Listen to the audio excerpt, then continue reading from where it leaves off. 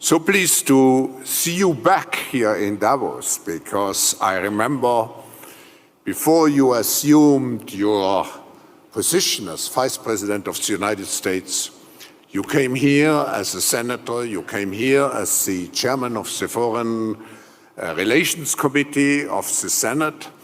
And I have to say, in my memory, you were one of the most engaged and hardest working participants here at the annual meeting. I watched you in the morning up to midnight sometimes, one engagement after the other one. Hey, what's up, everybody? The infamous Davos World Economic Forum Conference 2023 is underway, and it won't have one of its biggest stars, George Soros. Due to an unavoidable scheduling conflict, regrettably, I can't attend the World Economic Forum annual meeting in Davos this year as I have in past years. I plan to deliver a speech in Munich on the eve of the Munich SEC conference, details to come. Now, a lot of people were pushing this story that Klaus Schwab also wouldn't be attending the first day due to sickness and health concerns, but it turns out that that's not true. Good evening, and a very cordial welcome to the annual meeting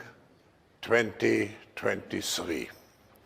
I express this cordial welcome on behalf of the Board of Trustees. And I had a feeling it wasn't true because I couldn't find the original source, and it seemed more like a rumor that caught on Twitter. I'm going to explain how I figured that out, and also I want to talk about this huge Zelensky BlackRock deal that the media reported in December that President Zelensky was going to strike with BlackRock to take over post-war reconstruction funding. Congratulations, BlackRock. If anybody needs the money, it's you, right? Sarcasm, sarcasm, sarcasm. Anyway, we have a special guest today, Chad Jackson, who's going to talk about Martin Luther King and some untold history on MLK Day. It's going to be a great show. Thanks for being here. Welcome to the Dream Rare Podcast. It's the Dream Rare Podcast. Welcome to the show. The way to get the news at the desk or on the road. Let's go.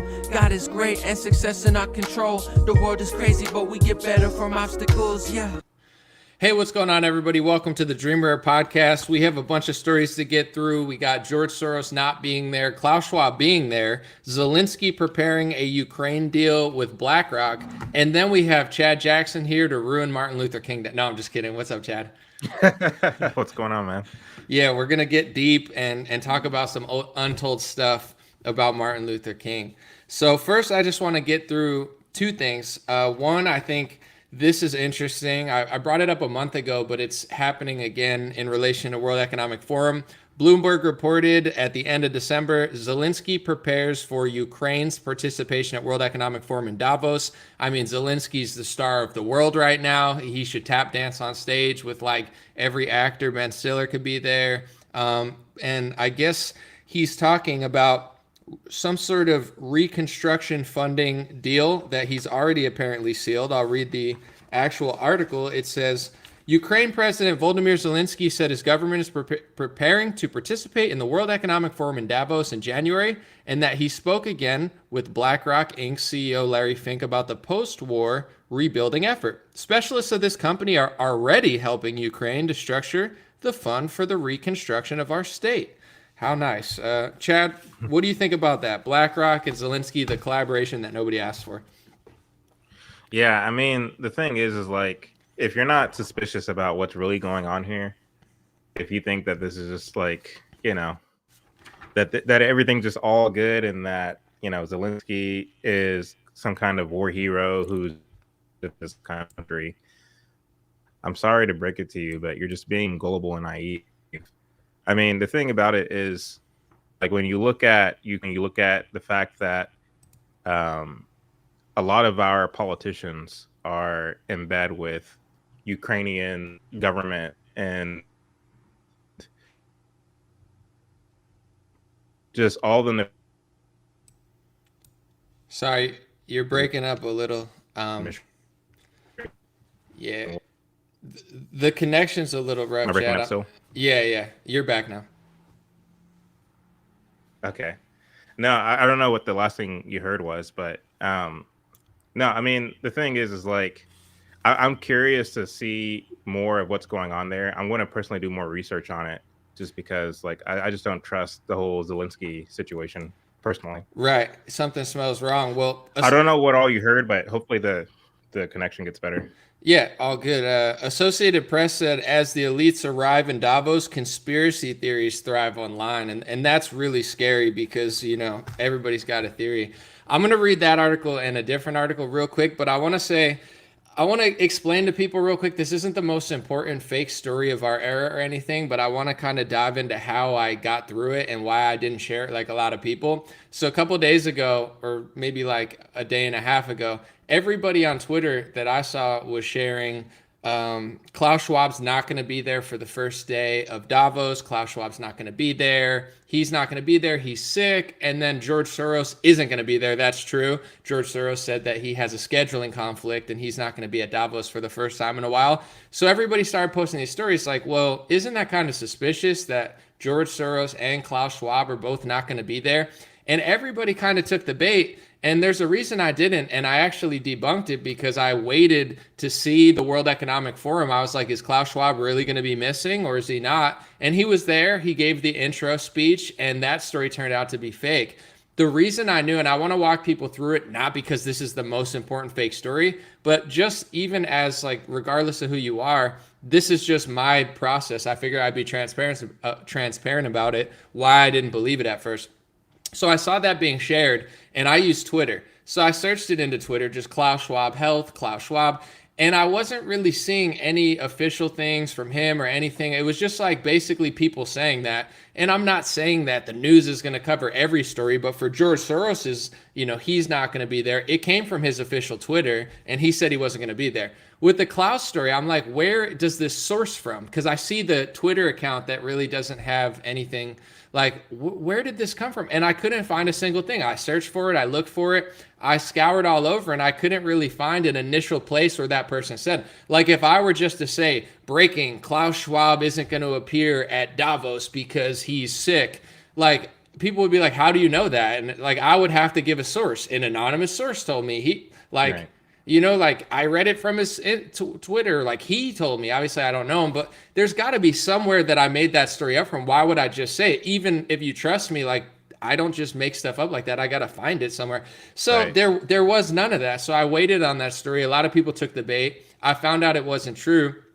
And then someone was like, oh, are you working for him? I'm like, how does it help fight the elites if you're just pushing a story that's non-existent while there's deals going on with BlackRock, ESG sort of stuff? There is 2,500 global leaders that are going there together to talk. And then the Associated Press says it's a conspiracy theory. Like, what happens when 2,500 of the biggest world leaders hang out? Do they play patty case, or do they kind of plot their idea of how to, rule the world? Right. Yeah, so I'll read just a little bit, and I want to get your reaction to this, Chad. This is Associated Press with their thrilling article, As the Elites Arrive in Davos, Conspiracy Theories Thrive Online. Associated Press says, when some of the world's wealthiest and most influential figures gathered at the World Economic Forum, sessions on climate change drew high-level discussions on topics such as carbon financing and sustainable food systems. But an entirely different narrative played out on the internet, where social media users claim leaders want to force the population to eat insects instead of meat in the name of saving the environment. The annual event in the Swiss ski resort town of Davos, which opens Monday, has increasingly become a target of bizarre claims from a growing chorus of commenters who believe that the forum involves a group of elites manipulating global events for their own benefit. Experts say what was once a conspiracy theory found in the internet's underbelly has now hit the mainstream.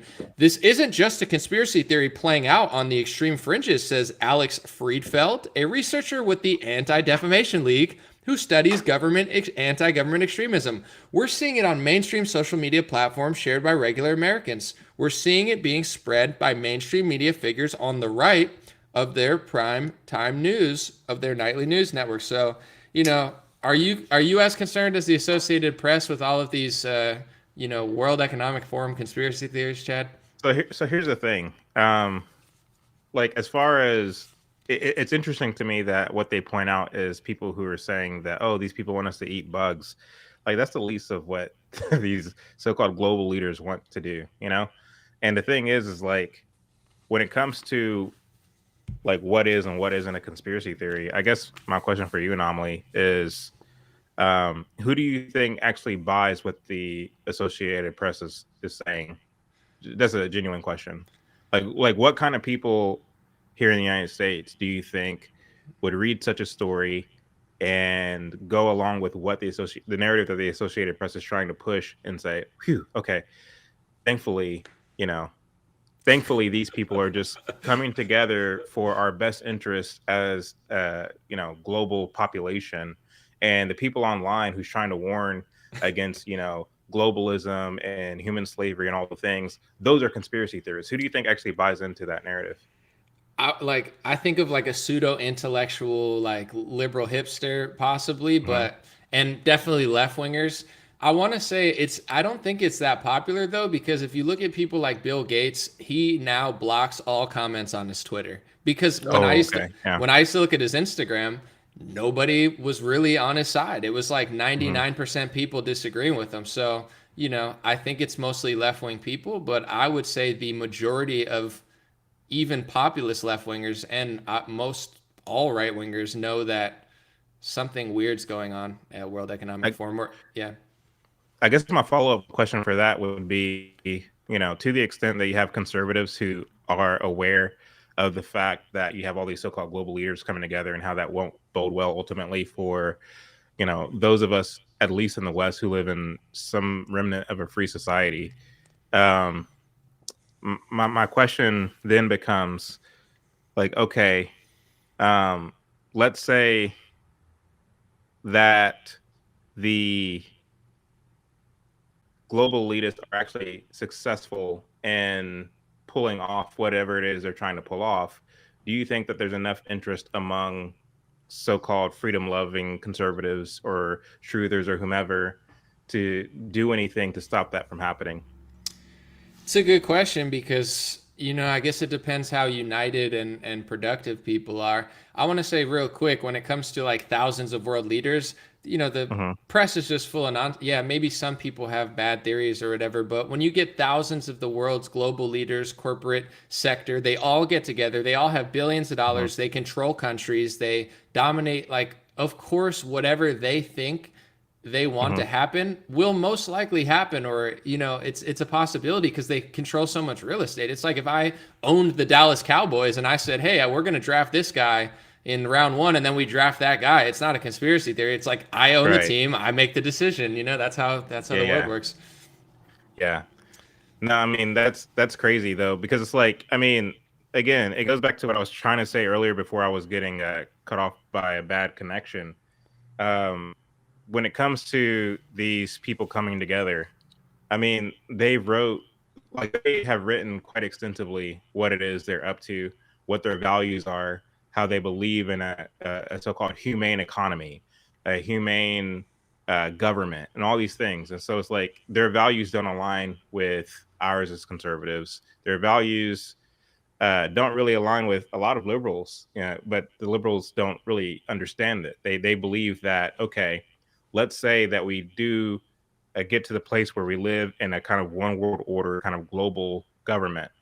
Um, the fact of the matter is, to the extent that you have a society where everything is dictated by this kind of ruling elite in terms of what you eat, in terms of the cars that you drive, in terms of the life that you live, the friends you're able to have, the things you're able to say versus not able to say. Like, I don't know that people on the left genuinely believe that that is a better society for, for human beings who wish to flourish and to be happy. I don't know that they genuinely believe that. I think that what the media does and the role that they play and dispelling those of us who are offering dissent. I think that the role that they play is trying to provide cover for obviously these global leaders, so that they can then do what they are trying to do in the broad open. But I don't know that folks on the left genuinely understand what it is they're getting themselves into in terms of like believing what the media is saying. I hope Right. I hope that made sense. For sure, yeah. I think I think it's a lot of manipulation. I mean, I know as somebody, that used to be into the climate change narrative more because I'm a compassionate person. I saw the oceans and pollution and corruption, like the corporations are corrupt. I fell for the Leonardo DiCaprio documentary, so I know exactly how they get you. You know something's wrong. You know the elites are corrupt, and they kind of play that angle of like, oh, the rich guys are with the oil. And I'm not saying there's no corruption there, but you know, they kind of get that angle of getting these kids that know something's wrong, and they lure them in better than conservatives, I think. And one thing I want to say with the "they eat the bugs" meme that they're calling a conspiracy theory, I can't recall for sure, but I'm pretty sure that these are stories that they put out in the press all the time. These are stories that they've put on the World Economic Forum. They don't say specifically, we want everyone to only eat bugs and not eat, but they put out these stories like, you know, you like bugs and, you know, you'll own nothing and be happy. And then we say, oh, they said we'll own nothing and be happy. And they're like, well, that was just an op-ed. That wasn't our full stance. We just let someone write an article. It's like, well, whatever. And with the fake food that, you know, Bill Gates is absolutely pushing, like this fake meat, I was thinking earlier, you know, I like guacamole. Guacamole is not pretending to be like steak. Guacamole is guacamole. So it's like, it's just a weird concept. I don't just eat steak. Like I'll eat some vegetables sometimes, but stop pretending to be meat. Like it would be like a beef patty trying to be a chicken tender. And you're like, what is this? It's like, looks like a chicken tender, but it's actually just be yourself. So with all these plants or bugs or whatever you guys want to do, stop pretending to be meat, because it's like hating someone and then pretending to be them. Make your own food. Make it delicious like guacamole. Stop making these fake chicken nuggets that have no chicken or nuggets. It's like, it's a weird concept to fake meat and then hate on what you're trying to be. It's like me trying to be Chad and then being like, I don't like Chad, but I just dress up like it's like, why? It's weird. That's a cool shirt, by the way. Oh, thank you. It's comfortable. It's like silky. So it doesn't wrinkle. No, you're right though. I mean, but the thing is like what they're pushing what they are pushing the Bill Gates of the world with the help of the media is that their values and their virtues are they hold the place in the moral high ground, right? And there are a lot of people, Gen Zers and younger, who are being brought up understanding morality to be one and the same with the values of the global elitists. And so what my concern is as we march on in time, what you're talking about with regard to the, you know, make-believe kind of meat and the food that they're really pushing and all these different things, is you have a whole generation of people who are growing up thinking that it's not only delicious to eat this food, but it's morally right to eat this food. You know what I mean? And so we're getting to the point where you have the global elite who have a hard time doing what it is they want to do because they have a lot of dissenting voices, but you have the media providing cover. But we're getting to a point in time, and this again is my concern. I don't have any ways to validate this or to dispel this, but we're getting to a point where those dissenting voices will become less and less and less because you have a whole generation of people who are being trained and conditioned to believe that what the global elitists want is actually the morally right thing for humanity. Right. And I think that's important that you bring that up, because how to beat it. And everybody has their own, like you don't have to do anything. You know, you're not responsible for waking people up if you don't want to.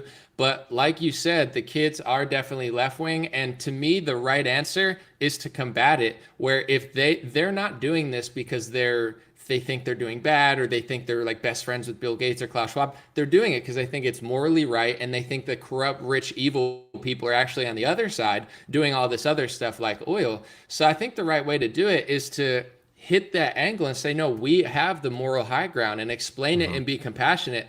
I find a lot of Republicans and conservatives kind of use this thing of like, instead of explaining it, they'll just be like, I'm guzzling gas. I don't give a crap. Who cares? Like, you know, it's dumb. So then you kind of play the role of the guy who doesn't care. And once again, a lot of people will hear this and disagree and be like, I don't have to care about this. It's like, well, yeah, but you also don't. It's like you could get locked down and Operation Warp Speed vaccine, like that could all happen too, and it could happen to a bigger extent next time when these kids get in office. So the way to really combat it is to, like Chad is kind of pointing at, you can't just say we don't give a crap, like who cares about the rainforest. Explain that you do have the moral high ground and try to debunk it with compassion and sympathy for these kids who have gotten brainwashed by mass media, brainwashed by music, brainwashed by politicians, by celebrities. There's multi-billion-dollar effort worth of tricking them. All their favorite celebrities are controlled.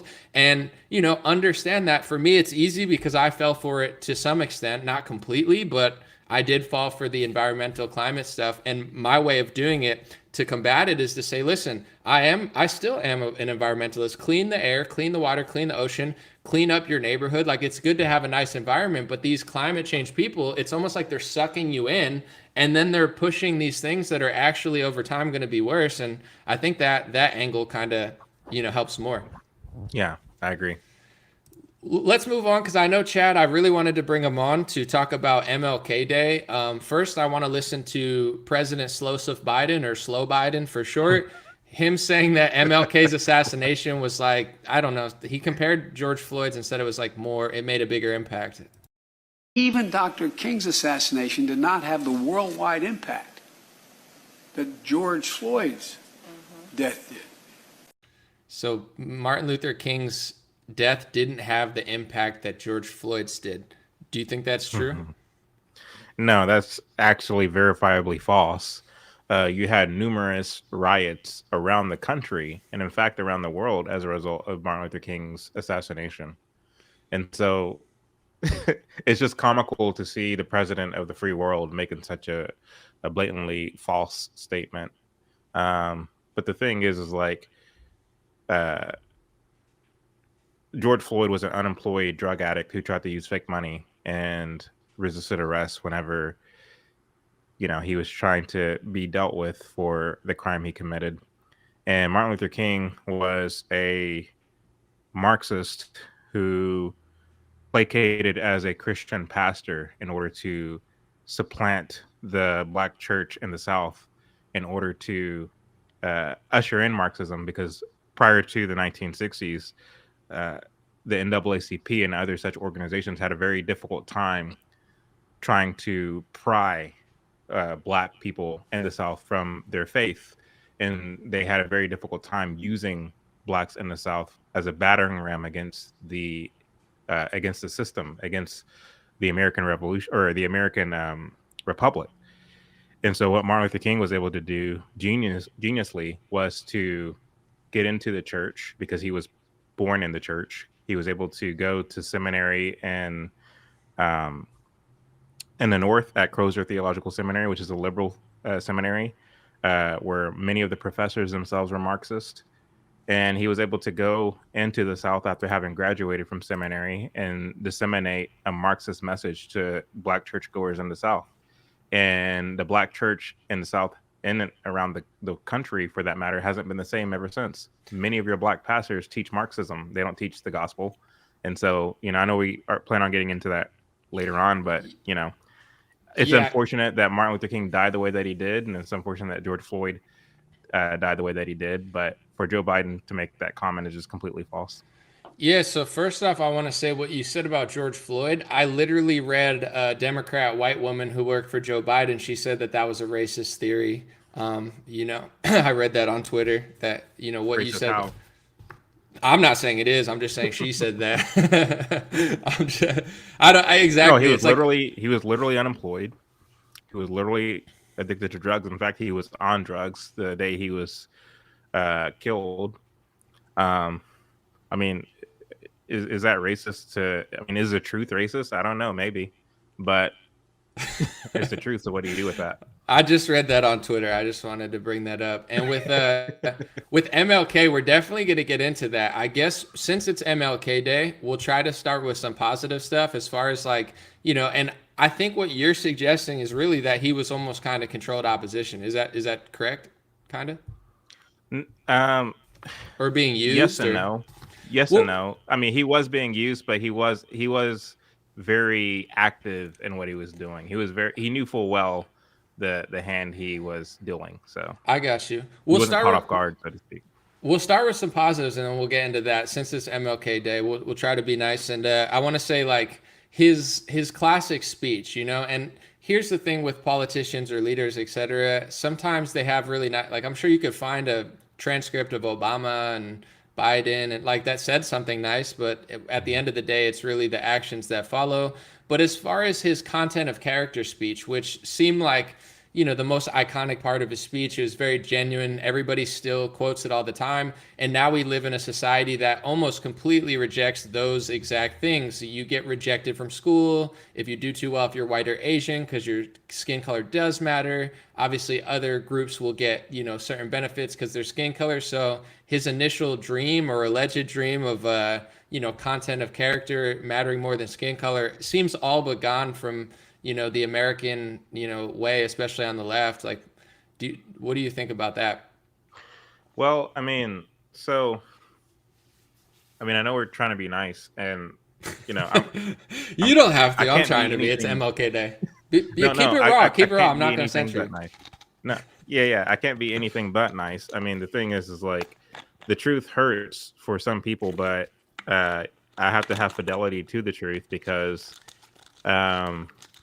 believing in lies and believing in myths don't really get you anywhere. And so the fact of the matter is the I Have a Dream speech, which people remember him by, and it is in fact the speech that causes to this very day people of all creeds and political stripes and races and what have you to fight over Martin Luther King's legacy. You saw, for example, a lot of Black conservatives posting all kinds of memes today. Martin Luther King was a good man. He did a lot of good things. Thank you, Martin Luther King. Happy Martin Luther King Day, whatever, whatever. And then still you see some of them even going so far as to say Martin Luther King will be rolling over in his grave if he saw the social justice woke Black Lives Matter and all these organizations that exist today. I disagree. I think he would be cheering them on, if not part of these organizations like Black Lives Matter. And I say that because he was doing the very same thing in his day. The version of Martin Luther King that is accepted by many today is the one that was pushed and peddled by the mainstream media at the time, and then throughout the 70s and 80s. That is far removed from the reality of who he was and what he actually was doing and was trying to do. The I Have a Dream speech wasn't even written by him. It was written by Clarence B. Jones, Stanley Levison, and Bayard Rustin, all of whom were communists.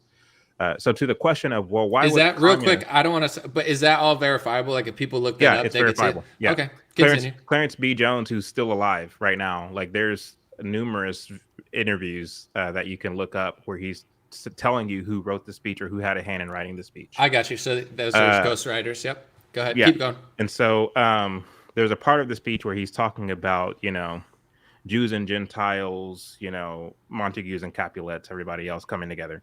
That part was plagiarized from a man named Archibald Carey Jr., who was a Republican kind of orator.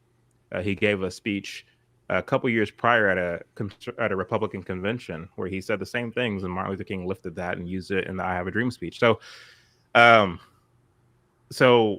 why is it important to point out the fact that not only did he not write the speech, but it was written by people who subscribe to communist ideology, a communist worldview? Well, if you look at the I Have a Dream speech, it's appealing to symbols of the Constitution.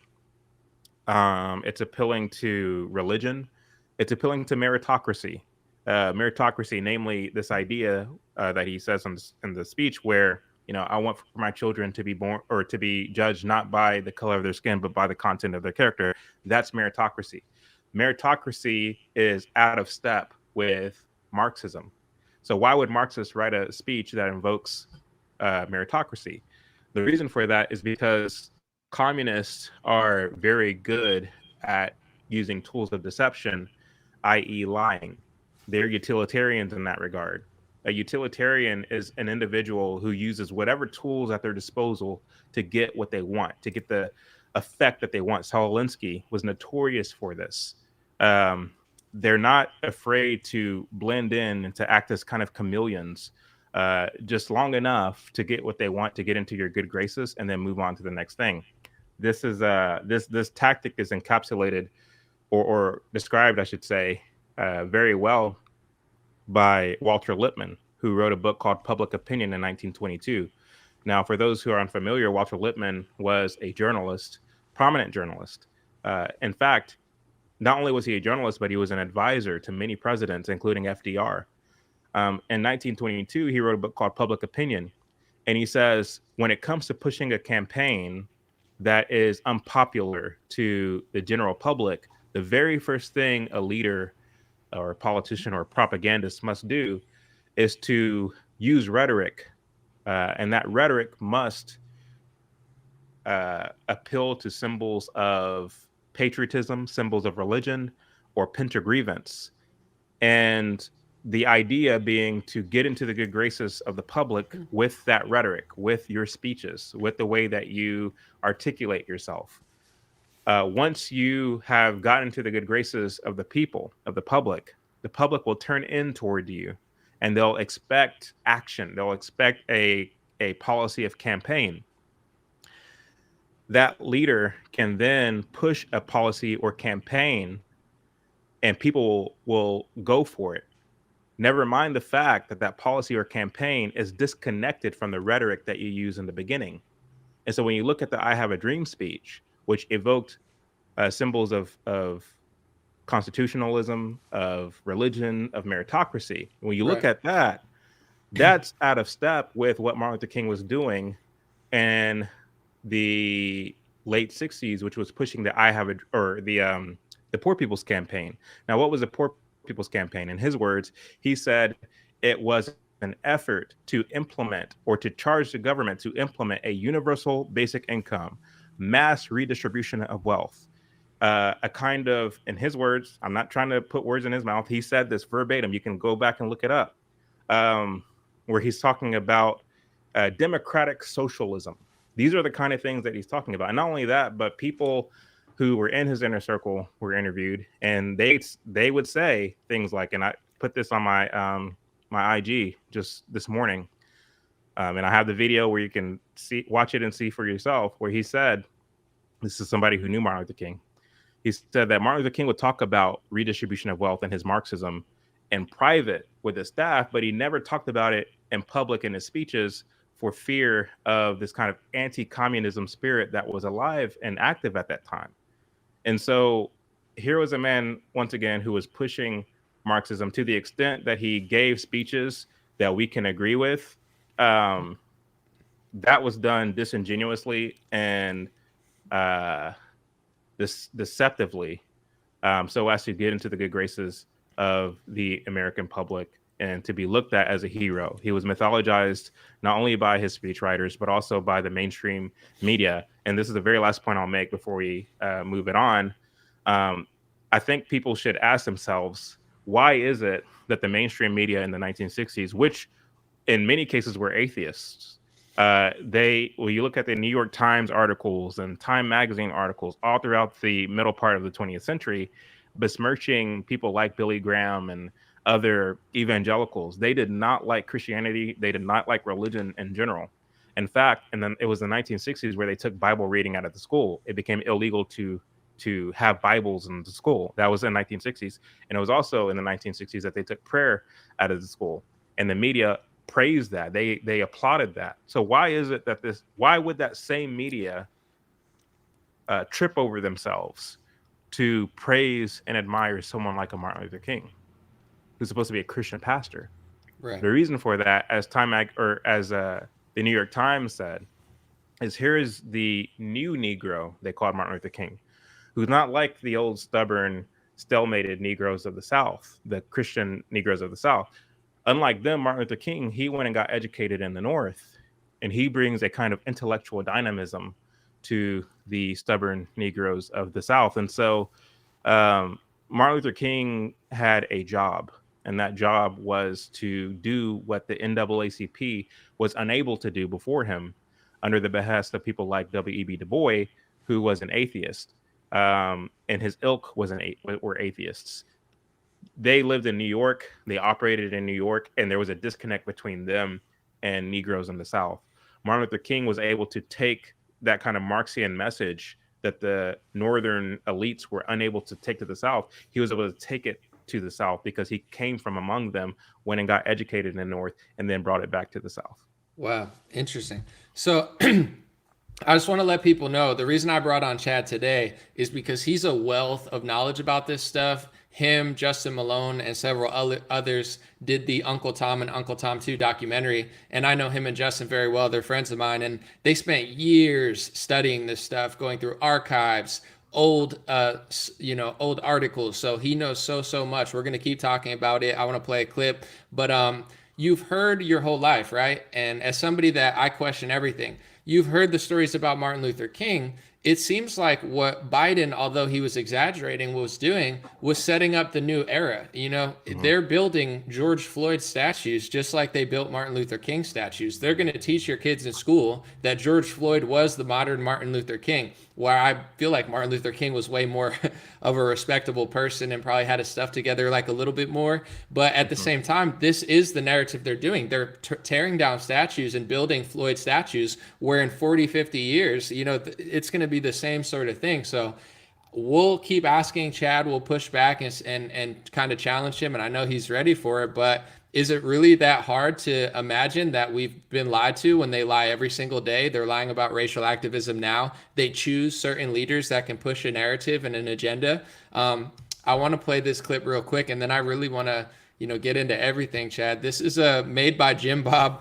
Put this on his Instagram today, and he basically said if Martin Luther King were alive now and tailored his speech to leftists. So let's take a watch.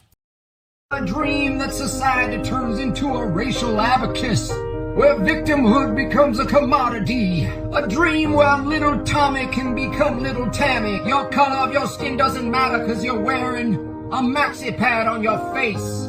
Where the rolling hills of this great country are taken over by Amazon delivery systems.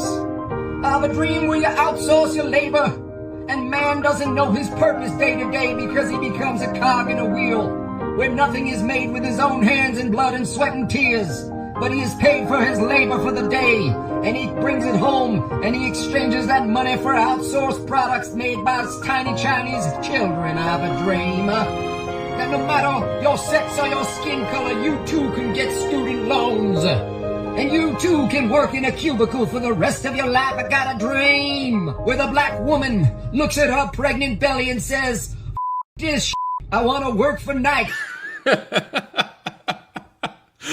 Oh my gosh, that's like his 60s speech wouldn't hit as hard anymore. He'd have to tailor it for sure for this generation. What a mess. Yeah, so I met Jim Bob, and he's a very interesting dude. No, that was awesome though. Yeah, well done. Yeah, very well done. So No, yeah, go ahead. Go ahead. Go ahead. I just have some questions because everything you said is interesting, and I want to just kind of get into more in just a few points. One thing that I read was that the FBI didn't like Martin Luther King, and there's a lot of reports that say that the FBI basically wrote Martin Luther King a letter and told him to kill himself, like basically was threatening him. And obviously with the assassination, everyone has theories and questions on that and their involvement, etc. But for sure that letter of them telling, why did the FBI not like Martin Luther King? If all that is valid. Well, so that comment, with all due respect, is a generalization because it assumes that the FBI or the people therein were monolithic in how they went about government activity. The reality is there was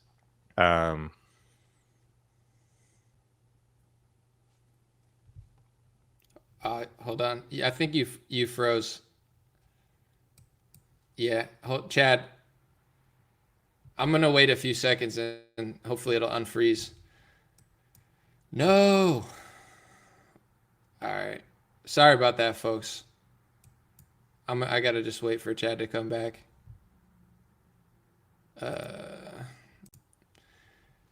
Yeah, Chad got booted, so he'll be back. That was his connection's been a little rough. All right, here he is. All right, so Sorry about Chad, that. yeah, it almost seemed like plan where it was like you're like the thing about that was, and then it just like completely went away. So yeah, just pick up where you were. So yeah, why do you think that was, or you're saying they weren't Yeah. monolithic?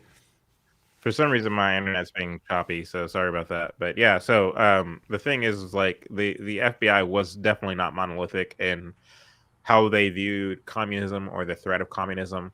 Sure, you had people like J. Edgar Hoover, who was very hostile to communism and very hostile to Martin Luther King. But you had a lot of people in the FBI who were very sympathetic to Martin Luther King and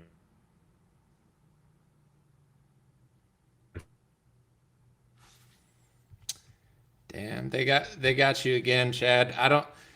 Your connection's been good most of the time, so no worries. We'll just keep it going, and when you come back, we'll get you on there. It cut you out again. Just try to come in and out again. Sorry about that, folks. I'm gonna keep going because Chad's just crashing and he's got a lot of info.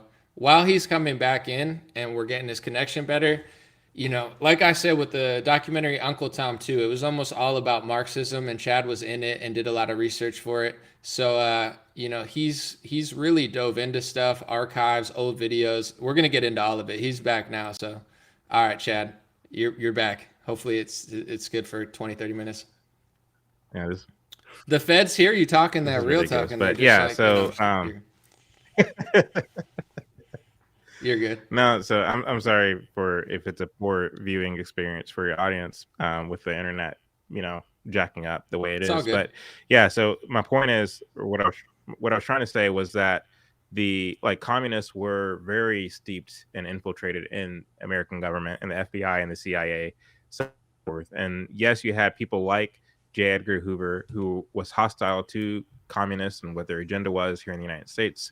But you also had people who were sabotaging J. Edgar Hoover in the FBI who were undermining him. And you had just a lot of turbulence in the FBI. So I forget the question that you asked just in the whole kind of back and forth with the internet breaking out.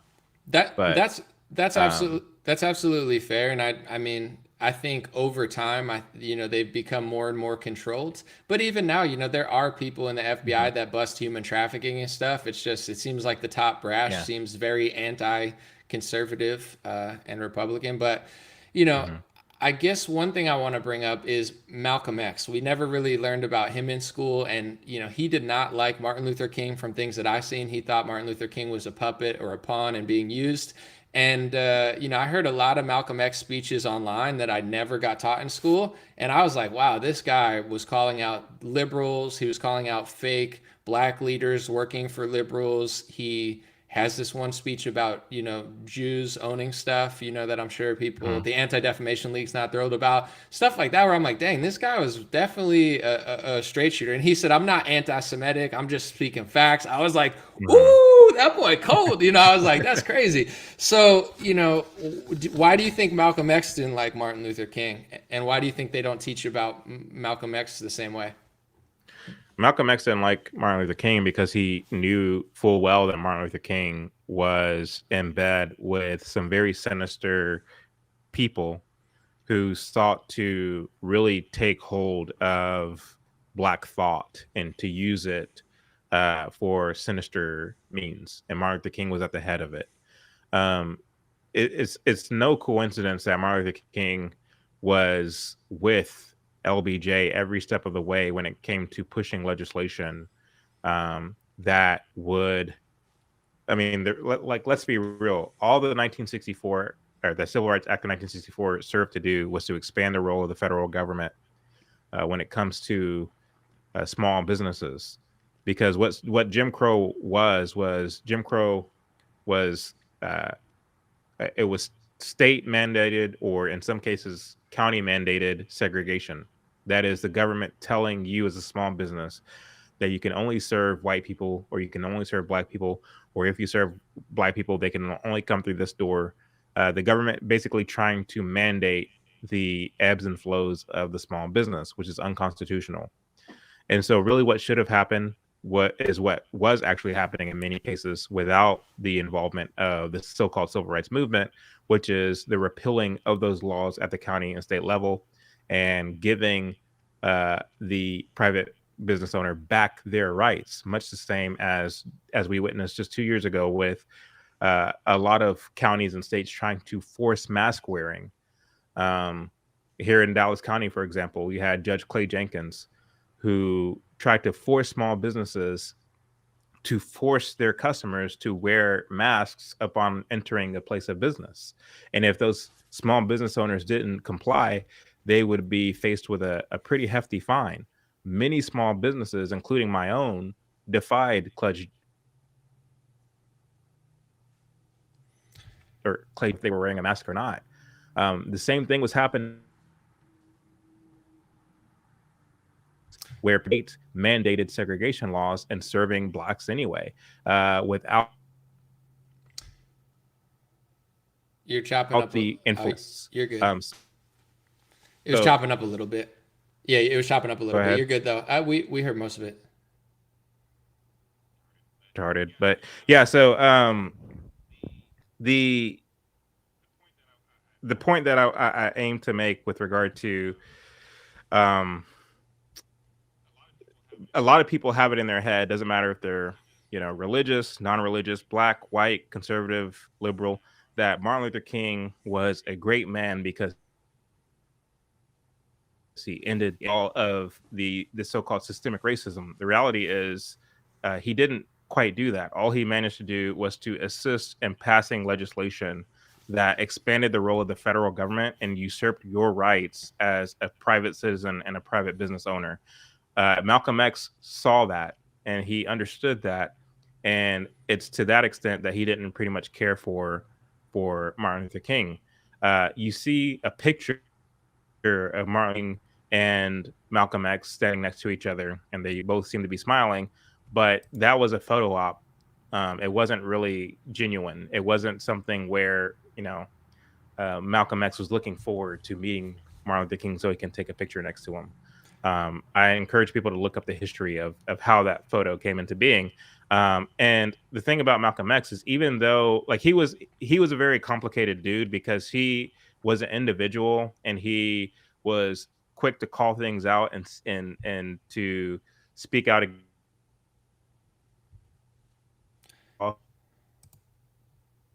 You're chopping up a little bit again. He himself was a part. All right, I think it's back. You're good. Part of an organization too, the Nation of Islam, which was also up to no good as well.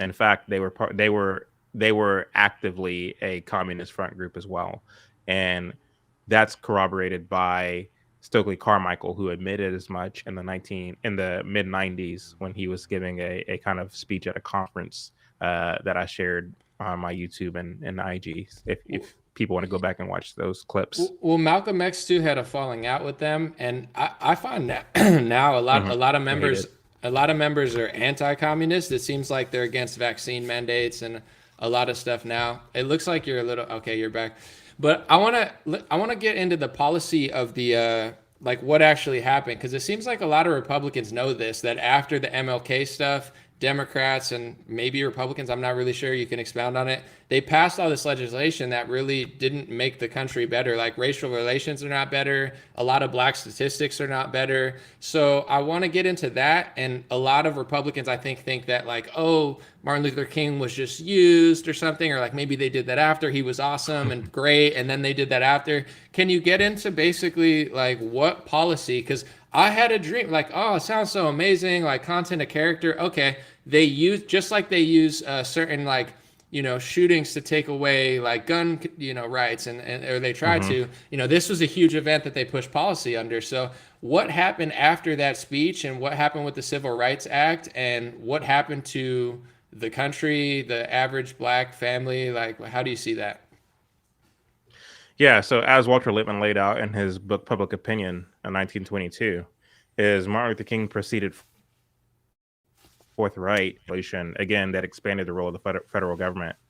If you look at any footage of Martin Luther King in terms of what he was advocating for, and specifically when he's speaking to crowds, when he's going among crowds and he's speaking to them, what is he saying? He's saying that we're going to take your issues, we're going to take your burdens, we're going to march down to Washington, and we're going to demand the federal government to act. And so he's putting our fate in the hands of the federal government. That's statism. That's socialism. That's what he was pushing for. That's a far cry from the likes of Booker T. Washington, who coined the term "cast down your bucket where you are." In other words, it's on you. Be a man. Be an entrepreneur. Like, be ambitious. Like, nobody's going to give you anything. Nobody's going to give you a handout. So he put the like Booker T. Washington put the onus on you. Martin Luther King came along and disrupted that, and he changed the rhetoric. He shifted the mindset of the black man in America. I argue that Martin Luther King moved us as black people. He moved us from a trying race to a crying race. He taught us how to cry. He taught us how to beg. He taught us how to act, to be activists and professional complainers. Before him, again, you had people like the WEBD or like A. Philip Randolph. You knew them by their names, right? Because they were attached to a movement. What Martin Luther King did is he added the term or the word reverend, and he was able to name things that they were doing, except for now under the guise of reverend. And so after that, you had a lot of people come from, the cloth, people like Al Sharpton, Reverend Al Sharpton, Reverend Jesse Jackson, and a lot of lesser known individuals who boast the fact that they're reverend bona fides, they're pastoral bona fides, who use their pulpit once again to push this kind of statism, this kind of Marxism. They don't preach the gospel.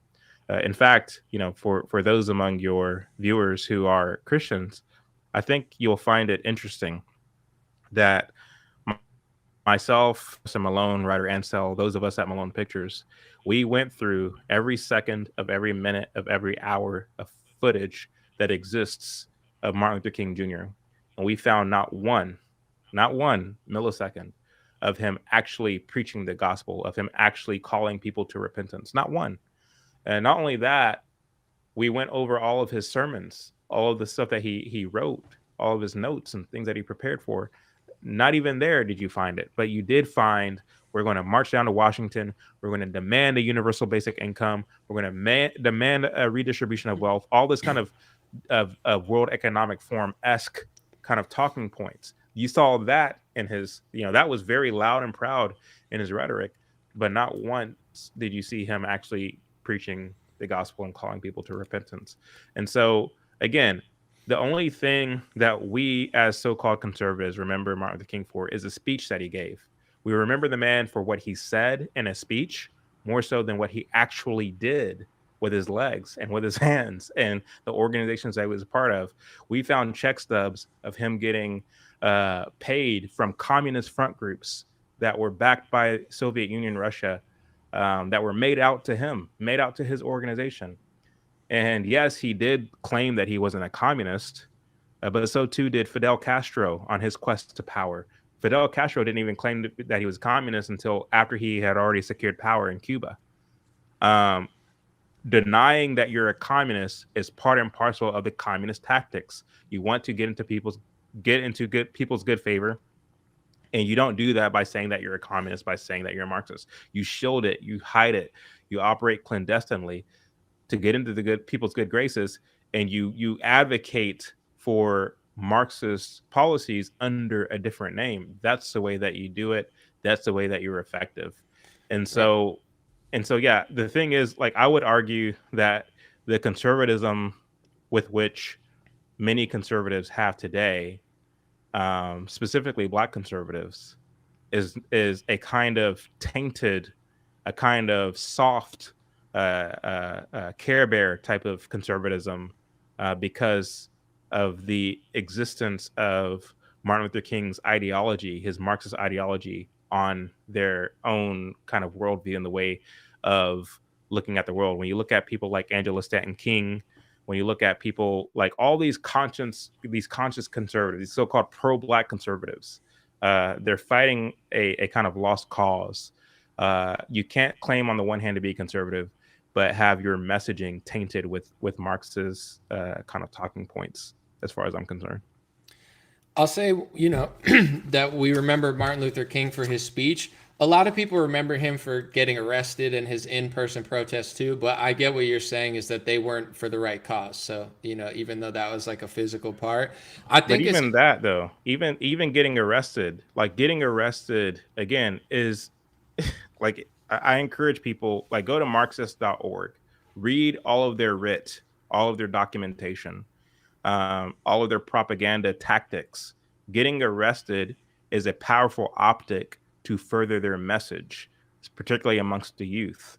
If you, as a so-called leader, are willing to go to jail for what you're fighting for, that has the effect of adding to the ranks of your army. And that was exactly what happened. When you look at a lot of these marches that they were doing and these sit-ins, such and so forth, these were being done by people called freedom riders. Freedom riders lived in the North. They were bused down to the South, and they would engage in these kind of marches without pulling permits. And the reason they didn't pull permits was because they wanted to be forcefully removed. Because in a lot of these cities that, implemented law and order, they took their job seriously to disperse crowds that were gathering unlawfully. They didn't only do that with Black folks; they did that with white folks too. These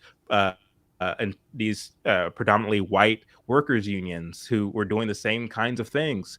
When you look at footage of the way that those crowds were dispersed, what did they use? Dogs, fire hoses, and batons. And these were entirely white crowds. I understand. That were going. So they're using it. Anyway, they're using it to their advantage. Yeah, because they want to create the optic to make it to deliver the narrative or the messaging that this is how the Negro is being treated in the South on a daily basis. It was false. Martin Luther King leaned heavily upon lies. He leaned heavily upon exaggeration of the so-called Black condition to communicate to those who didn't live around Black folks or were in parts of the country where no Black people existed, to kind of impress upon them that it's important that they use their vote, that they use their voice to put pressure on the government to kind of lift this burden that Blacks were under in the South. And my argument is that a lot of that was extremely, extremely, extremely exaggerated. Like they do today almost on every topic. If the Precisely. left if the left protests, it's exaggerated in one way. If the right does it, it's like worse than 9/11. So you see that today. A few things I think are interesting that you said, and just in general. One is just how the W.E.B. Du Bois and the Northern message wasn't really working on Southern Black people or Southerners in general. So they almost needed somebody that was a reverend, talked right. I thought that was very interesting. Two, when it comes to what they did with all the integration segregation, you had a lot of people, Louis Farrakhan, Malcolm X, that were against integration, possibly even Manning Johnson, in the classic book, Color, Communism, Common Sense. He basically made the point, as a Black man, he was a former communist Christian who got out of communism and kind of spilled the beans of how they were infiltrating Black churches. And he basically made the point of a few things, and one thing that you guys made in your documentary as well. One, he said, why try to make a statement and go somewhere you're not welcome? Like, who cares what they think? Just like you said, do your own thing and don't worry about what other people think. But then also he was saying that when integration came to town and when they started to, the liberal or the active, I think he literally used the word liberal, but he said the activists came around, then all of a sudden, once they said you were not allowed to have any sort of segregation, that not only crushed a lot or shut down a lot of white things going on, but also that Black people had their own stuff. So a lot of this was probably even more than Black Wall Street, as you guys point out in your documentary that everybody brings up. This was infrastructurally probably the most damaging thing to Black America, was the fact that now all the schools they own, now they had, Manning Johnson said, hundreds of Black teachers unemployed because that school that they used to have was now deemed, you can't have that school. And now there's just a bunch of Black teachers sitting around like we can't even teach our own kids now. Yeah, it's crazy. And so, you're absolutely right. Like, we interviewed of older Black folks who would have been old enough to remember prior to the passage of the Civil Rights Act of 1964. Question: what was life like before the Civil Rights Act of 1964? Honest opinion. Just be real with me. Right. And the common denominator that we got was pleasant. My dentist was black. My doctor was black. The mechanic was black. Everybody I knew who was in a position of authority and prestige were black, and that gave me hope that I can be that one day as well. And some of them even went so far as to say that they feel bad for their grandchildren who, coming up in the 80s and 90s, the people that they saw who seemed to have money in their pocket were the drug dealers and the gangbangers. And so that's the, that juxtaposition is important to pay attention to. And so what happened when you look at other microcosms, I guess you could say, specifically as it relates to the Asians, a lot of Asians weren't welcome in white spaces in the early to mid 20th century. But there wasn't any kind of mass movement or organizations for them, at least to the same degree as blacks. And so they were able to kind of fly under the radar and do many of the things that Booker T. Washington was talking about in terms of, nobody's going to do it for you. It's on you to do it for yourself. And, nobody argues against the fact that Asians, by and large, are doing quite well in this country today. And they're not complaining about, systemic racism and all the things that, you see it with people like Ted Lieu, who's trying to push this kind of victimhood movement amongst Asians in America. But I don't think that it's taken on. In fact, I think people should read a book by Kenny Chu called The Inconvenient Minority, where he makes the argument for meritocracy and how Asians implement or practice meritocracy in the United States. At least many of them do, not all of them, obviously. But yeah, so it's like, the thing is like, you now have grown black men with gray in their beard and gray in their hair who think that their life's failures are tied up in something that the government did to them. And my question is, how do you explain the success of your fathers and grandfathers who started businesses, who were successful with those businesses, and in the late 60s going into the 70s, rather than carrying on the businesses that your fathers and grandfathers started, you decided to be more allured by what the Black Panthers were talking about, this kind of agitative kind of militancy. That's what you were attracted to. And so to the extent that you inherited the businesses and the assets that were passed down to you by your fathers and grandfathers, you decided to liquidate those assets and to go on cruises and to waste the money. And so you weren't able to pass down anything to your children. And so now you have people my age who are arguing that we are due for reparations because of systemic racism and slavery. And it's like, well, no, the money that was supposed to be passed down to you was wasted by your boomer generation fathers and grandfathers who decided to kind of shift gears, so to speak, in the late 60s and early 70s. Yeah, can we talk about this too? Because I was thinking the other day, I think about stuff all the time, but obviously as a hip hop artist myself, I love hip hop. There's a lot of great conscious stuff, but also in the music industry, and it's not just rap now, it's everything. It's like sexualization is pushed. In the Black community, for sure, like gangbanging is pushed. And now it's not, a lot of libertarians and liberals try to say, well, it's a systemic thing and that's why they do it. But here's the thing, you could just look at a study of rich rappers as well. The rate of people like getting shot or going to jail, even among the wealthy, is still very high. It has nothing to do with how much money they have. It's the culture, it's the mindset, it's what they're creating. But as you said, with Asians, that's a good example of people who really crush and work hard, have good families. I saw recent statistics, like parents staying together. Asian was number one, like white people's dropping, Black is very low. Armenians had a really tough life. The Armenian genocide, they don't forget it, but they don't use it as an excuse. You know what I'm saying? There's lots of cultures like that. They don't forget the trials and tribulations they went through. They want to remember it, but they never use it as an excuse. Obviously, as a Black man in America yourself, who a lot of people don't know, I believe you have your own business, you do multiple things, you've had a lot of success. Like, what do you think about that? I'm not going to say your community because you're a lot of things, but the Black, I guess, what black culture is supposed to be fed to everybody by the media, saying, you need to use that as an excuse and you can't be successful. When you have all these other cultures that started with nothing, went through genocides, atrocities, and they don't use that as an excuse as why they can't succeed or gain wealth. Oh, I think it's terrible. There was a study conducted in 2018 by the Cato Institute where they asked different ethnic groups, which do they favor, capitalism or socialism?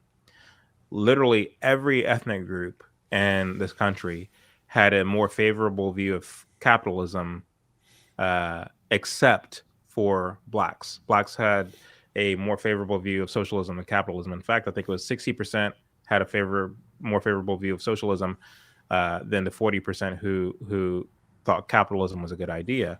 Again, that's part and parcel of this kind of mindset shift brought to us by Martin Luther King and the civil rights movement. Because I would venture to say that if you were to conduct that same poll prior to the popularization of Martin Luther King, you would see a lot of people, black people, who had a more favorable view of capitalism, again, because it was the kind of trend set in motion by the likes of Frederick Douglass and Booker T. Washington, which was disrupted by the civil rights movement. And so, again, Martin Luther King and that civil rights movement taught us how to complain, how to cry, and how to put all of our fate, our aspirations, our visions, our hopes, our dreams, and what the federal government will or will not do for us.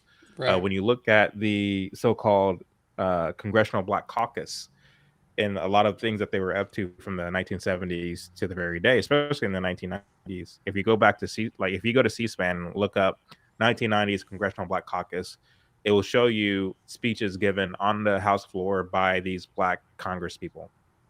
They're advocating for expansion of welfare, expansion of food stamps, expansion of Medicaid. They're arguing for all of the expansion of these kind of socialist-esque policies, and their reason is kind of one and the same, monolithic, that it will help people of color. And so what they're doing is communicating to black folks in this country that the way that you survive in the West, the way that you survive in a meritocracy, is by having life modified for you, because you can't get by otherwise. It's kind of like, I don't know if this was true in your school, but it was certainly true at my school. There were kids who I knew they were capable. I knew that they were smart enough, but because they were diagnosed with ADHD or some kind of, thing where a clinician said that they are, retarded or autistic or what have you, these kids got what was called modified tests. And so all the rest of us had a multiple choice test of each question had options A through D or E. For each question, these students got maybe two options, A or D, right, B or C.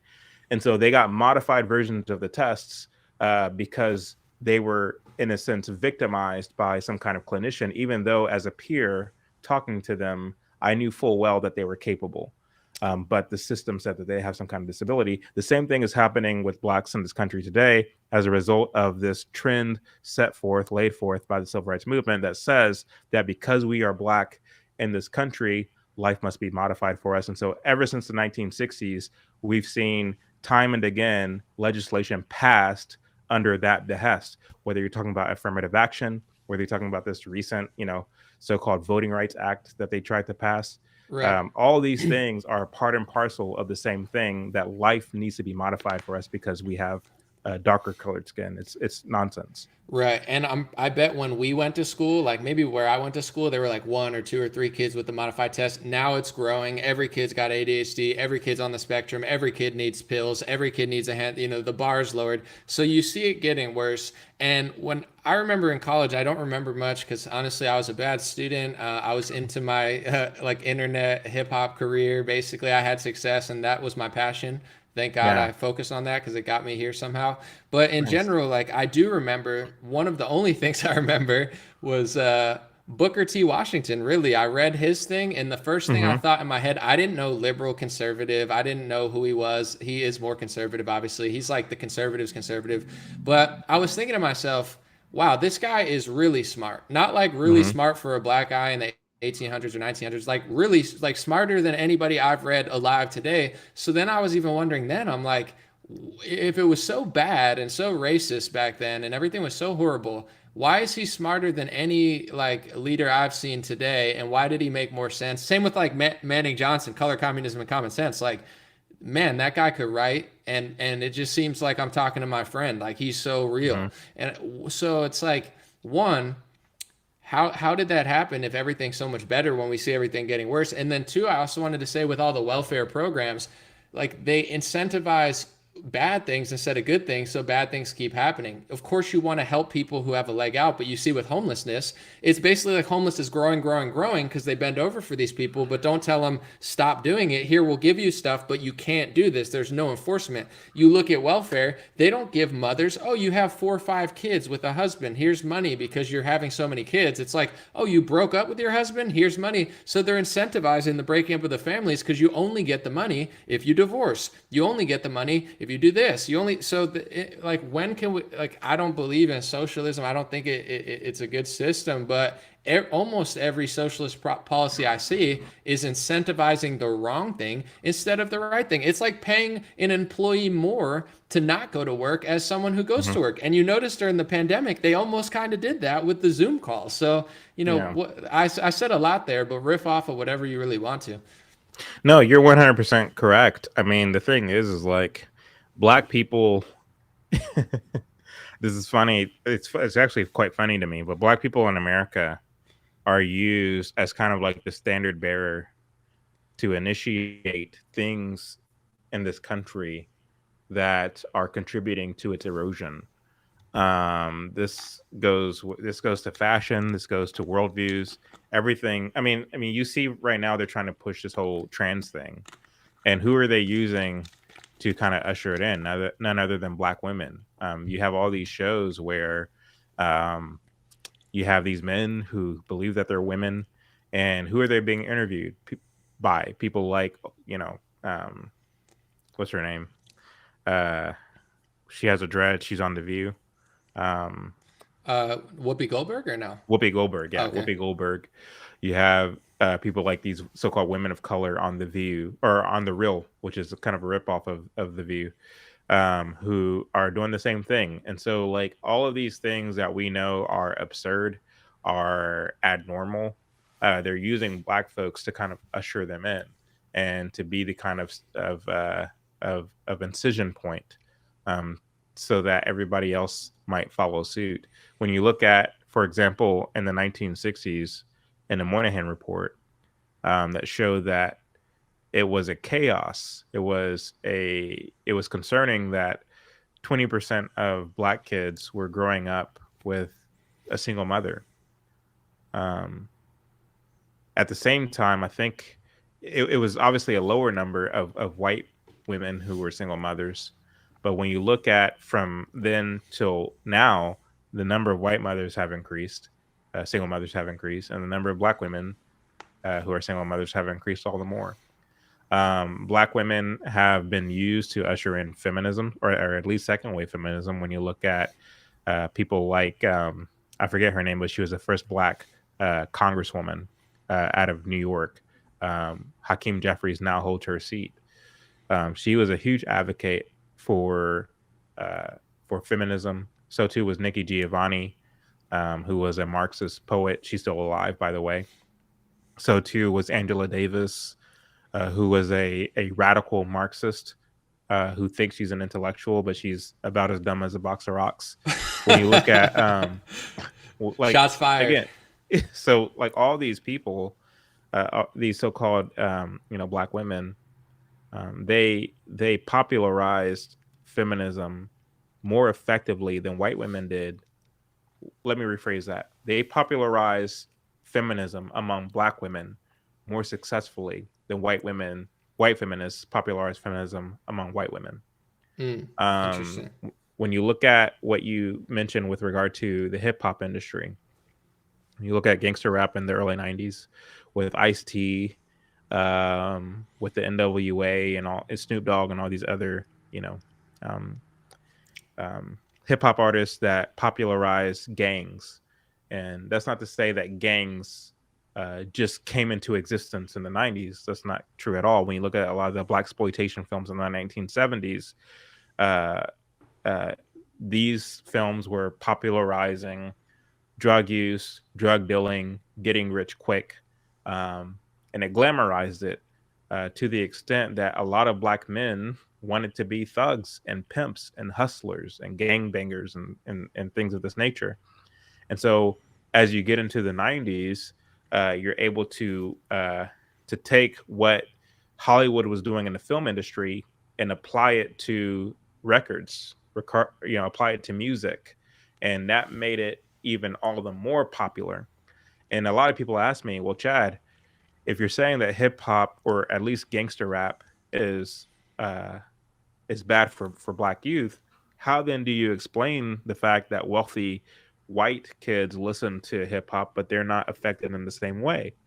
Well, the difference is the messaging, the lyrics, and a lot of the degenerate hip hop that's out there. It settles differently on the mind of a youth who has a father than it does the mind of a youth who doesn't. In other words, growing up in a household where I had both my mother and my father, my dad didn't like a lot of the music that I listened to. He didn't like a lot of the things that I were into. And looking back on a lot of the music and the things that I were into, a lot of it was degenerate. And my father was advocating for decency and being upright and walking, in such a way that you're not dragging your feet on the ground, but you're picking your feet up when you walk. Like every time he would hear me walking, I would drag my feet on the ground, pick your feet up. Tuck your shirt in, all the things. Like, I thought my dad was a square growing up, and there was this kind of animosity between myself and my father. But as I grew older into a teenager, I slowly started to kind of see his perspective and where he's coming from. And so if I didn't have my dad dispelling a lot of the nonsense that I was consuming by way of music and art, that's not to say music and art is bad in itself. I'm not trying to denigrate, those mediums and their self more so than I am the way in which they're used in some cases. Right. But if I didn't have the voice of an authoritative figure to juxtapose what I was consuming and other facets of my life, who knows where I would be today?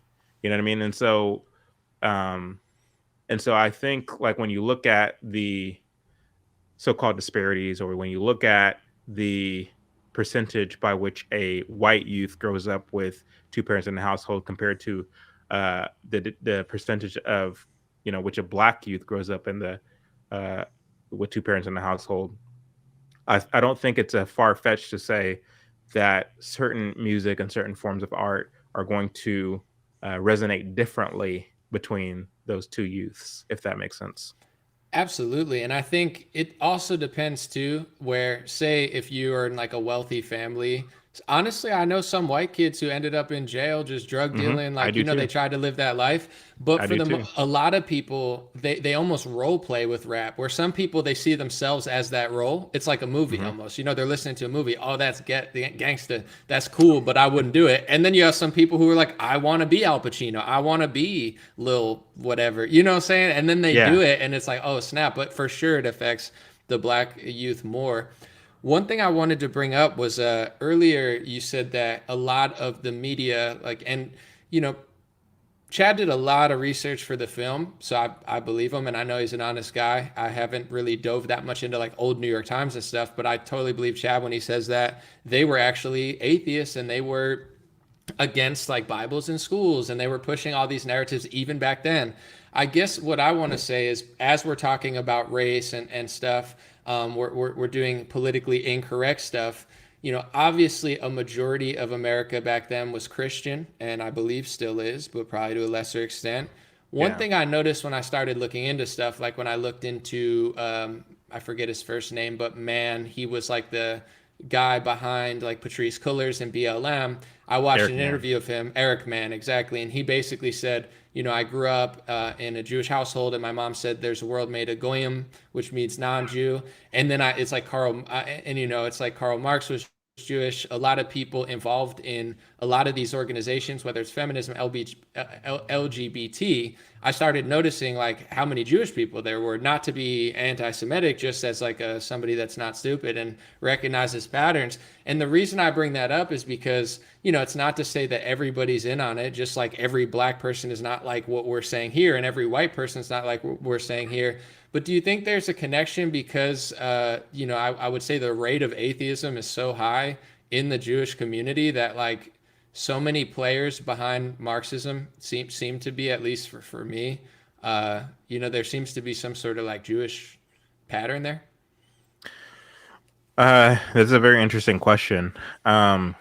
So I would say this: when it comes to a lot of the Jews who live here in the United States, specifically in Hollywood and other such places, is they're very entrepreneurial, and they there is professions that are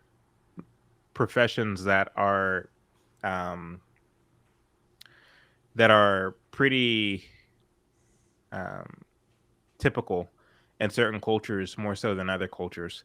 And I think Thomas Sowell makes this point where he talks about the Austrian violin makers. You can't say that it's racist that there aren't enough black people making violins when that's just not a profession or a skill that black people flock to. It just so happens that in this certain part of Austria, violin making took off, and it just so happened that those Austrians were able to disperse into other parts of the country where people go to them to get their violins made. Is there a conspiracy for violins only being made by Austrians? No, it just so happens that it kind of worked out that way.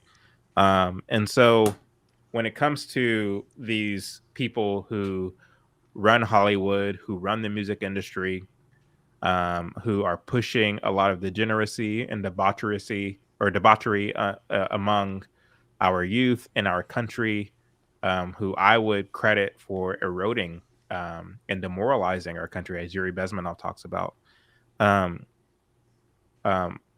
wouldn't say it's some kind of Jewish conspiracy as much as it is these people who understand that degeneracy sells, and they just so happen to be ethnically Jewish, but they don't worship God. They don't know God.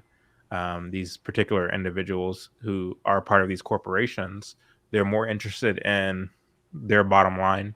They're more interested in trying to increase their own wherewithal all the more.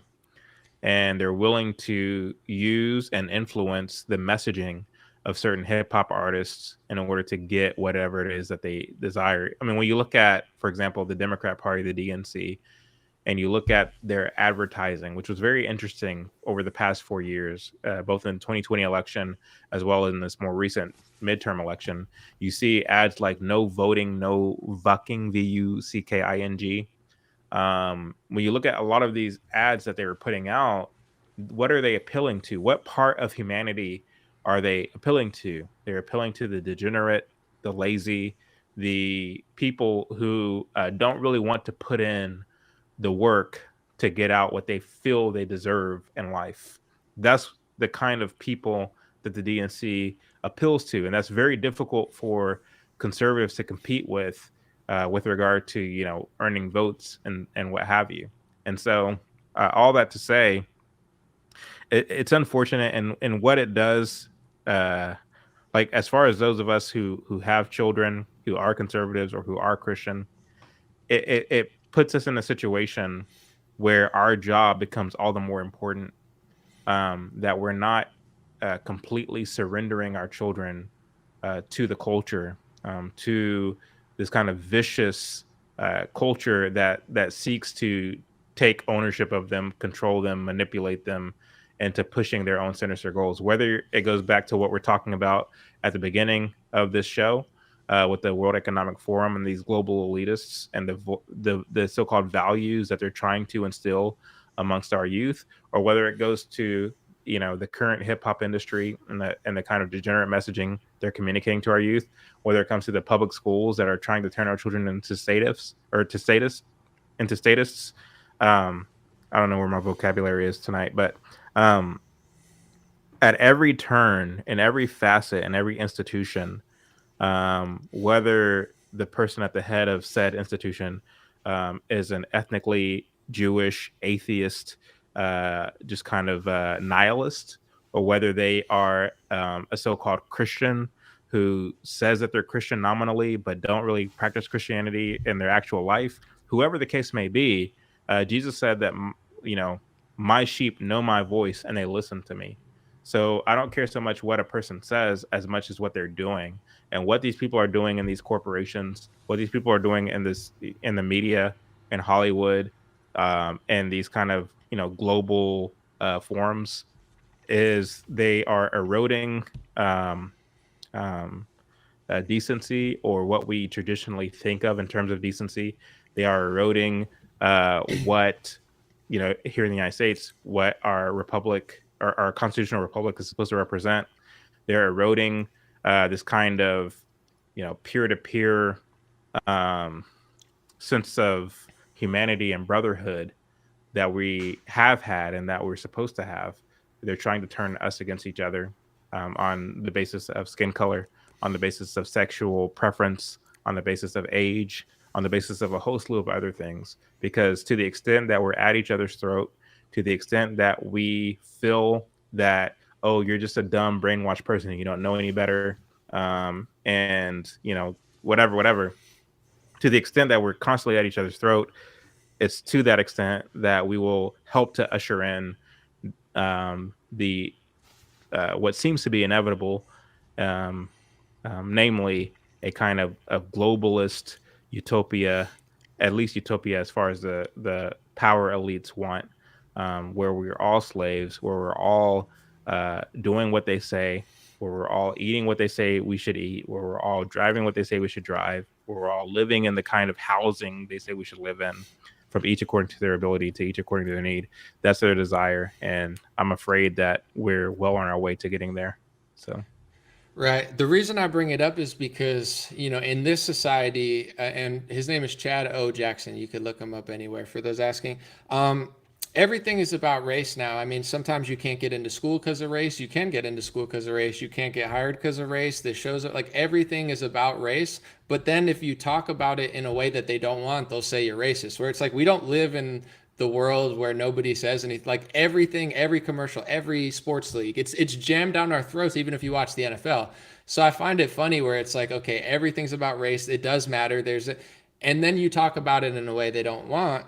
All of a sudden it's bad, where I notice, like, even among, like, the Black community, or whatever you want to say, Black Americans, it's like, there's certain statistics, like fathers out of the home, that they're getting crushed in, and white people are doing okay, and Asians are doing really well. So it doesn't make you a bad person to kind of point that out. And what I noticed going through certain stuff was, obviously I have a lot of Jewish friends, great people, like, just a generic thing of people say where they don't want to get in trouble. Like, obviously it's true, but it's like, I looked up even like porn, which a lot of Christians disagree with pornography, and it wasn't always so prevalent. There was actually a First Amendment rule. You look up the founder, I believe his name is Al Goldstein, and it's not like I'm bringing up his race for no reason. It's like, it seems like, for whatever reason in him, a huge part of his ideology, he was super anti-Christian.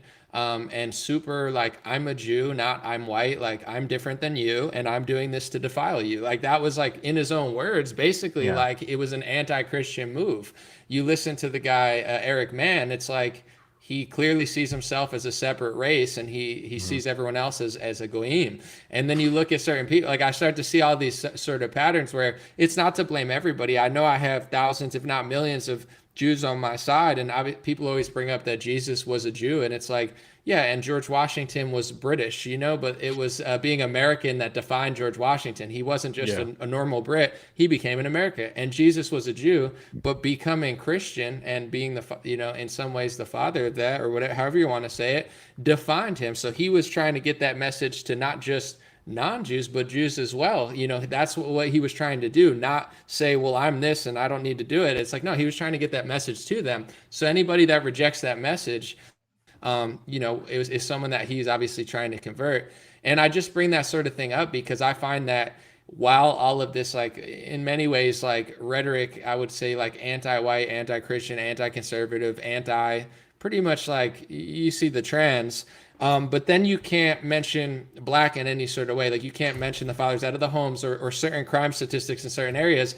And then with Jewish, you have certain media companies, executives, movements where it's almost like people don't want you to talk about it. But the reason I bring it up is not to just point blame or this or that. It seems like there's something there. And maybe at some point in time, like we've identified with the black community in America, things were co-opted, things were shifted. There were people that came in that took what it meant to be black and put it in a whole different direction, where I see that going on, and I don't see it as just like a random pattern. And it's not to blame. I could say it's Asians in rap that are pushing like crime. Like there are ghetto Asian rappers, but like not many.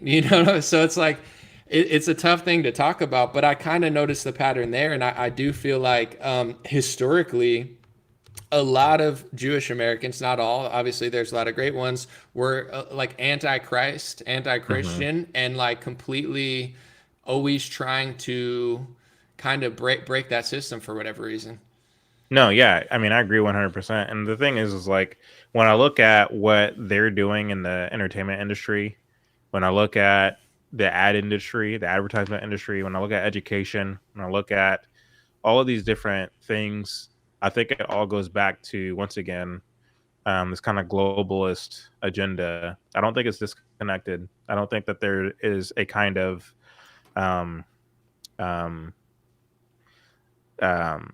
infighting insofar as like, oh, I disagree with your agenda, so I'm going to, even though I own this percentage of the entertainment industry or the advertisement industry, I'm going to defy you and going this opposite direction. No, I think all of these kind of rivers trickle into the same ocean, so to speak.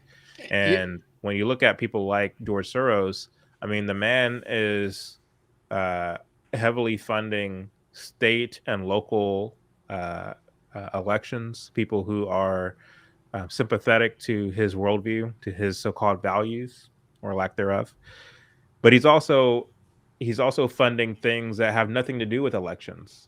You know what I mean? And so it's like money talks. I think real quick, like I believe I saw a headline, Spanish broadcasting stations, like a bunch of U.S. stations that broadcast in Spanish, I believe he's invested in, which is like a genius chess move. You know what I'm saying? With all the Hispanics, like, I want to ask real quick, kind of to tie all this stuff together, possibly as the last thing, but I'm not in a huge rush. I wanted to say, like, back in the day, people like Booker T. Washington, people like Manning Johnson, they felt like it was okay to talk about race. They felt like it was okay in some cases to like do your own thing with your own race. And, Manning Johnson was basically saying he wasn't anti-white because he was into it. It was basically like, I go where I'm welcomed and celebrated. And if I'm not welcome and celebrated, I don't want to show that white man that doesn't like me that I need what he has. I'm not interested in getting him off that way. It's like, I don't need what you have. I have my own stuff.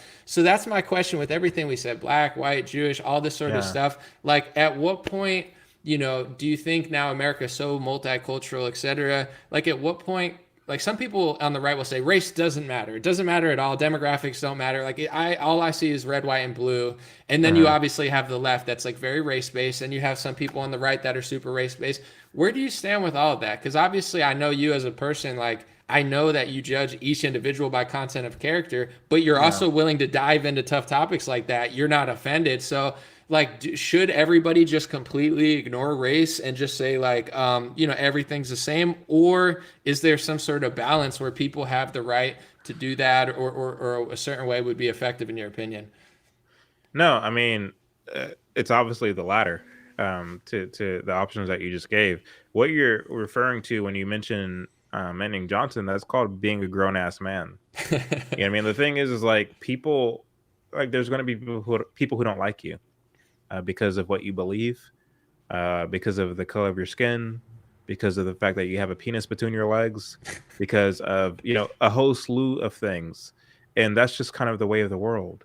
Do we weaponize the government against the people who don't like us? No, because the problem with that is, to the extent that you do that, who's to say that once the government has secured all this power for itself, somebody uh, uh, who you believe to be a fascist or what have you takes office, and with all this power that it has, it uses to make life a living hell for you. The idea is to keep government small. We're gonna like you, but that's okay. What are you doing? Booker T. Washington talked a lot about, you know, to the extent that you make yourself useful, you'll find that a lot of doors will open up for you and places that you never expected. And this was happening. Tuskegee, for example, were making the best quality bricks in all of the South. And not only were Black people coming to Tuskegee and to Booker T. Washington to buy bricks, you also had white builders who were coming to Tuskegee to buy bricks, not because they were made by Black people and they were trying to virtue signal. No, because they were the best damn bricks in the South. And so through that, and Milton Friedman talks a lot about this, but to the extent that you had the exchanging of goods in the marketplace between two unlikely people, those two unlikely people were able to familiarize themselves with one another. And it's to that extent that Blacks and whites were getting along. And Manning Johnson talks about this in his so-called farewell address, where Blacks and whites were conversing with each other over the backyard fence. And he said, all of that is going by the wayside because you have the communist agitators who are trying to open wounds that have long since healed. This is the kind of language that he uses. And I looked into this because when I heard that farewell address for the first time, I looked into it to see, is what Manning Johnson saying true? Because all my life I've been told that Blacks, that whites hated Blacks. And it wasn't until Martin Luther King came into the scene that certain white people figured out that it's wrong to hate somebody because of the color of their skin. That's disingenuous. How arrogant is it to think that as millennials or baby boomers, which, you know, baby boomers did a huge disinjustice to America, but that's neither here nor there. But who are we to think that we are the first generation to figure out that racism is wrong? Right. That's asinine. That is completely 100% asinine. People have always known. When you look at William Lloyd Garrison, when you look at, I mean, again, all the people who came to Frederick Douglass's aid, not because, you know, they were Marxists and they had some kind of agenda, but because they genuinely believed that slavery was wrong.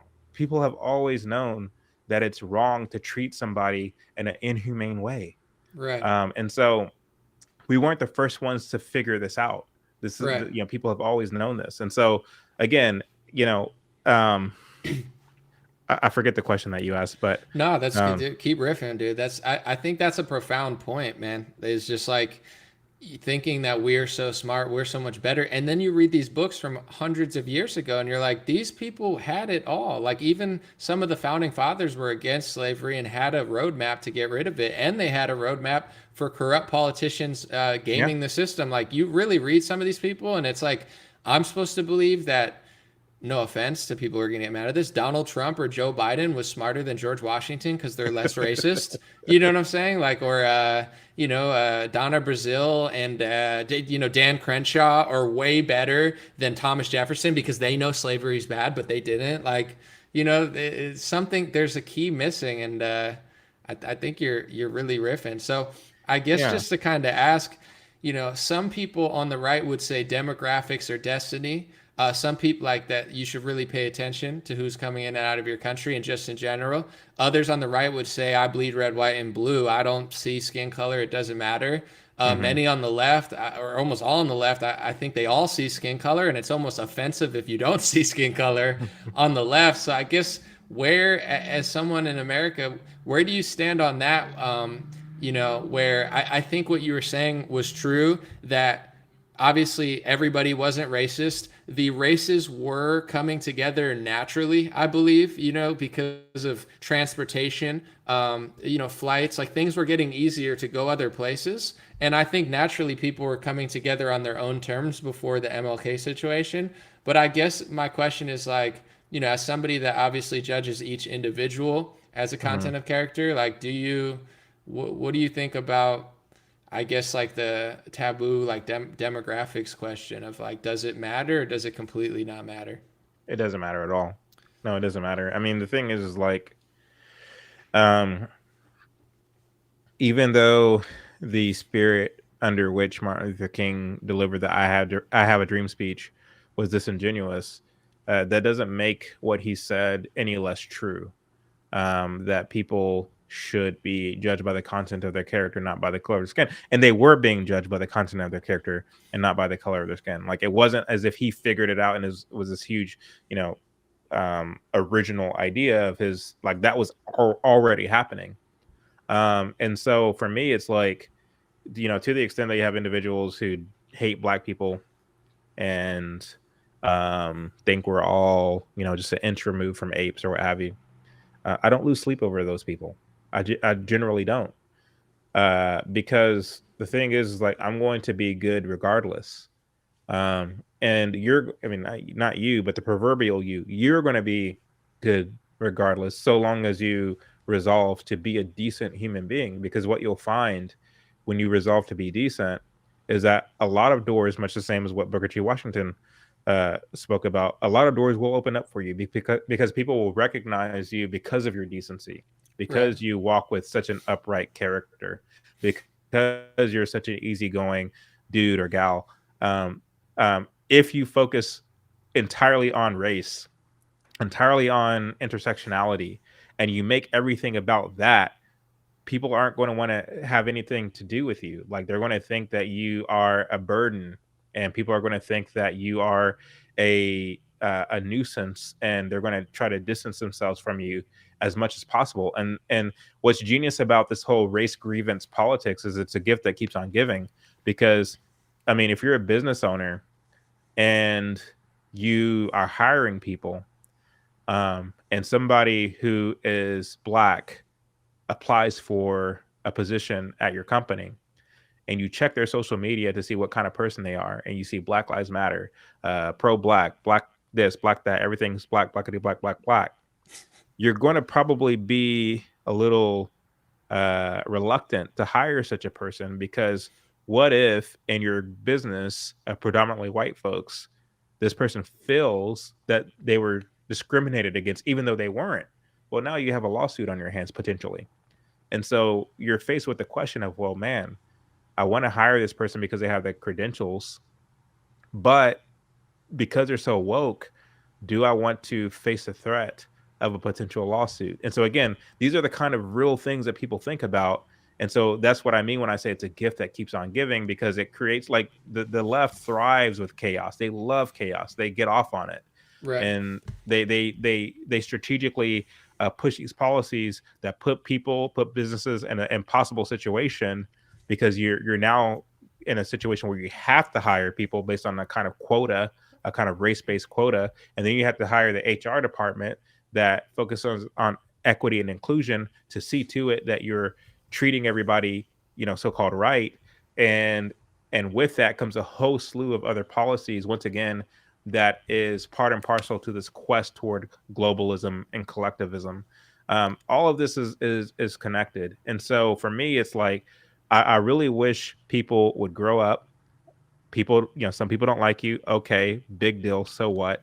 But we shouldn't, every time we feel like somebody doesn't like us, weaponize the government against those who we believe don't like us to get our way, because it's not going to bode well for us as individuals in the future. But yeah, I mean, to answer your question the best way that I can, you know, I, I think that in the repealing of a lot of these affirmative action laws and the repealing of a lot of these, welfare laws and these kind of black modification laws and regulations, I think that unfortunately, a lot of black folks are in a state where they wouldn't know how to function in a repealing of such laws. They kind of depend on these things now. And if you were to repeal them in one fell swoop, that would um, breed a whole slew of chaos in itself, because it's like, how do you take a certain number of people off life support and expect them to fend for themselves? And so we are in a situation that's very troubling, in my opinion. Yeah, I think one point that you brought up that was interesting, and then we're going to wrap it up, but I do want to get your response to one more thing. You could tell people where to find you. And to anybody on my free email list, I sent out an email this morning. So if it's not in your inbox, check your spam folder. Thanks to everybody on that. It's really thing. Besides, I did 10 things I'm grateful for and 5 things to look out for. So instead of like selling my hats too much or something, I just wanted to give like an actual email that you might enjoy. So check that out. You were talking about just being great. Like, I don't want to be like black person number 5,467. I want to be Chad, Jackson. I don't want to be white guy that's part Puerto Rican number 4,457. I want to be I want to be great. And I think everybody of every race, regardless if you're Jewish, white, black, Christian, Muslim, strive to be great at whatever you do, whatever your job is. Like, even if it's in your community or family, like, everybody likes good service, good food. Nobody likes crap. So it's like, if everybody strive to be great, this world would be a lot better, obviously, in this country. Yeah.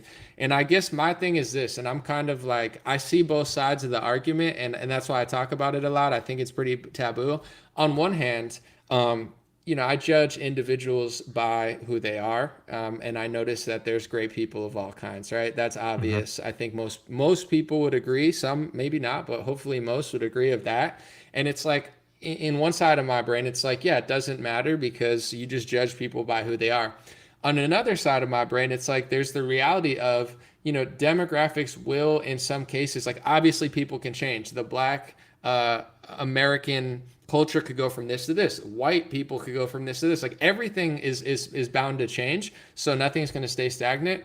But on one hand, it's like, say you have, Dearborn, Michigan. It's like you have a lot of Muslims there. So that neighborhood's very Muslim when it used to be very white.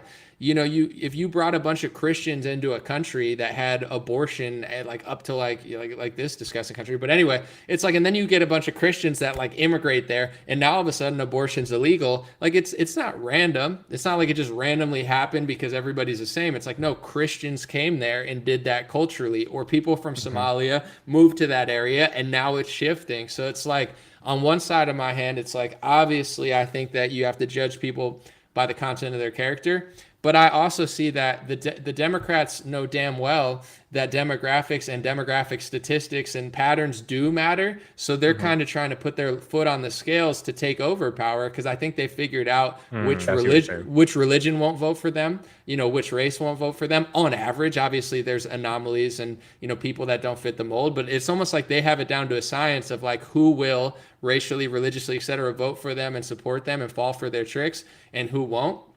And it's like they have their foot on that scale. Republicans mostly go with like, it doesn't matter, because on a personal level, I understand that. But it almost feels like that's a losing battle when the Democrats have their foot on the scale and they're not looking for like the highest quality, best people. It seems like, honestly, almost the opposite, sadly. So I guess that's kind of my one sort of thing is like, on a personal scale, yes, but how can that come into the conversation without seeming, racist as Malcolm X and Manning Johnson would have to the liberal? They would have been like, well, that's racist. And it's like, yeah. And the thing is like, what you're asking is a very layered question. And the thing is like, I mean, when it comes to tallying up numbers for vote, like a conservative candidate versus if you're a liberal candidate, demographics do matter. They really do. What are people's concerns? What are people's faith? What are people's cities? What are people's where do people live regionally, where an event may have happened that caused people to galvanize in, one way or another in terms of being a single issue voter. Those are things that obviously matter. I think that because true, it's very difficult for the principled person to be uh, effective as a candidate, and this is the reason why people like uh, what's his name, Thomas Sowell would never run for office because he's too principled. He's not going to switch it up and pander from one group to another to convince them why he should win their vote. The fact of the matter is, when it comes to demographics, there are certain truths that are difficult for those demographics to contend with, and as such, they will never vote for the principled candidate. As I said earlier, when you look at the Cato Institute study, the majority of Black people in America favor socialism over capitalism. And so you can't, like, if you seek to change that by running for office, you're going to be ineffective. The way that you change that is through propaganda, because propaganda is how the shift took place to begin with. Propaganda is what caused Blacks to go from entrepreneurial and capitalistic to social beggars. That's what happened. We're adults in this room. You and I are adults, so we have to do what adults do and talk about the facts as they are instead of just being wishful thinkers. For some people, they may disagree with me and say, well, you can have your principles, but you have an election to win. You have to do what you need to do. You have to tap dance and pander because that's how elections are won. That may very well be true, but I guess for me, not to pat myself on the back, but I'm too principled to concede to such a notion. I am, however, interested in the propaganda piece, and this is the reason why it's important to make films. This is the reason why it's important to make music. This is the reason why it's important to write. This is the reason why it's important to engage in the arts. Because a quick question. Like, a lot of people would perceive propaganda as like a negative term, like, oh, that's propaganda. Do you believe there's like good and bad propaganda, that just like anything influencing the mind is propaganda? Well, yeah, propaganda, the word didn't start off as a negative thing. It started off as a positive thing. Well, not necessarily positive. It was neither negative nor positive.